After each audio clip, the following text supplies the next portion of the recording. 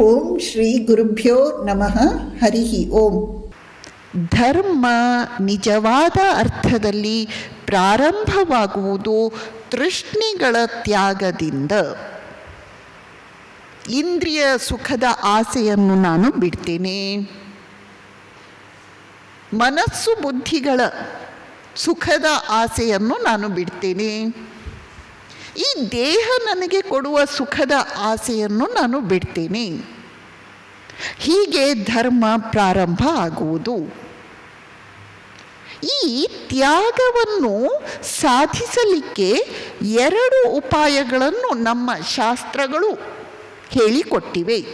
ಈ ತ್ಯಾಗವನ್ನು ಸಾಧಿಸಲಿಕ್ಕೆ ನಮ್ಮ ಶಾಸ್ತ್ರಗಳು 2 ಉಪಾಯ ಹೇಳಿಕೊಟ್ಟಿವೆ. ಒಂದನೆಯದು ನೇತಿ ನೇತಿ, ಎರಡನೆಯದು ಇತಿ ಇತಿ. ಒಂದನೆಯದು ನೇತಿ ನೇತಿ, ಎರಡನೆಯದು ಇತಿ ಇತಿ. ನೇತಿ ನೇತಿ ಅಂದರೆ ಏನು? ಈ ದೇಹ ನಾನಲ್ಲ, ಈ ದೇಹ ಬದಲಾಗ್ತಿರುತ್ತೆ, ನಾನು ಯಾವಾಗಲೂ ಒಂದೇ ರೀತಿ ಇರ್ತೇನೆ. ಈ ಮನಸ್ಸು ನಾನಲ್ಲ, ಮನಸ್ಸು ಬದಲಾಗ್ತಿರುತ್ತೆ, ನಾನು ಯಾವಾಗಲೂ ಒಂದೇ ರೀತಿ ಇರ್ತೇನೆ. ಈ ಅಹಂಕಾರ, ಯಾವುದನ್ನು ನಾನು ನಾನು ಅಂತ ಯಾವಾಗಲೂ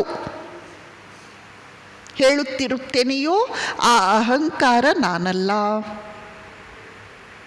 ಹಾಗಾದರೆ ನಾನು ಯಾರು? ಇದು ನೇತಿ ನೇತಿ ಮಾರ್ಗ. Not this, not this. ನೇತಿ ನೇತಿ, ನ ಇತಿ ನ ಇತಿ. ಇದು ಜ್ಞಾನ ಮಾರ್ಗ, ಇದು ಕರ್ಮ ಸನ್ಯಾಸ ಮಾರ್ಗ.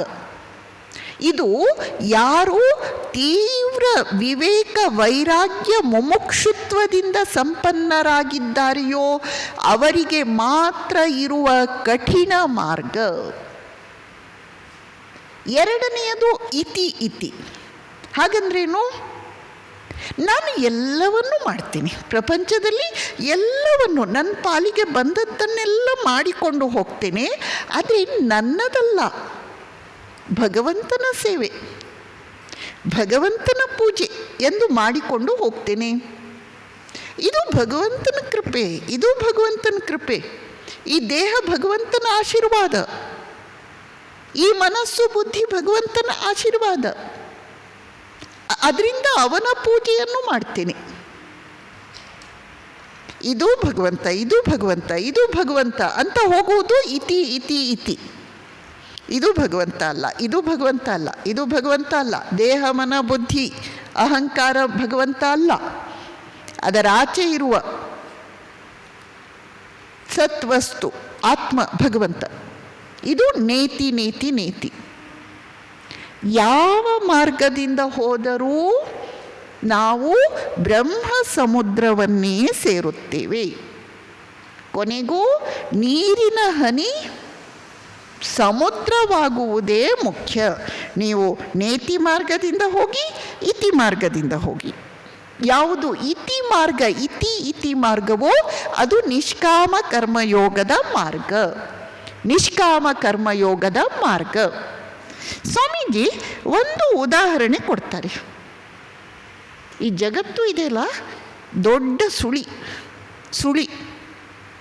ನಾವೆಲ್ಲ ನೀರಿನ ಹನಿಗಳು, ನೀರಿನ ಹನಿಗಳು.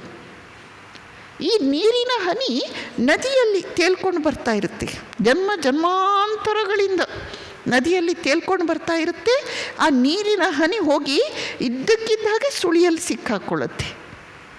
ಸುಳಿಯಲ್ಲಿ ಸಿಕ್ಕಾಕಿಕೊಂಡಾಗ ಏನಾಗುತ್ತೆ?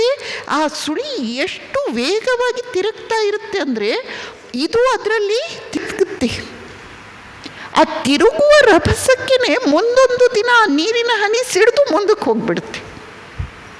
ಮುಂದೆ ಹೋದಾಗ ಅದು ಬ್ರಹ್ಮ ಸಮುದ್ರ ಸೇರಿ ಬ್ರಹ್ಮವೇ ಆಗುತ್ತೆ. ಹಾಗೆ ನಮ್ಮ ಜೀವನ ಅಂತೆ. ಆ ರೀತಿ ನಾವು ಪ್ರಪಂಚವೆಂಬ ಸುಳಿಯಲ್ಲಿ, ನಾನು ಎಂಬ ಸುಳಿಯಲ್ಲಿ ಈಗ ಸಿಕ್ಕಿ ಬಿದ್ದಿದ್ದೇವೆ. ಅದರ ರಭಸಕ್ಕೆ ಸುತ್ತುತ್ತಾ ಇರ್ತೇವೆ. ಆ ರಭಸನೇ ಒಂದು ದಿನ ನಮ್ಮನ್ನು, ಯಾವ ರಭಸ ಅದು? ನಮ್ಮ ಮನೋಬುದ್ಧಿಗಳ ವ್ಯಾಕುಲತೆ, ತೀವ್ರತೆ ಎಂಬ ರಭಸವೇ ನಮ್ಮನ್ನು ಆ ಸುಳಿಯಿಂದ ಸಿಡಿದು ಆಚೆ ಹೋಗುವಂತೆ ಮಾಡುತ್ತೆ. ಆಗ ನೀರಿನ ಹನಿ ಬ್ರಹ್ಮ ಸಮುದ್ರವೇ ಆಗತ್ತೆ. ನಮಸ್ಕಾರ.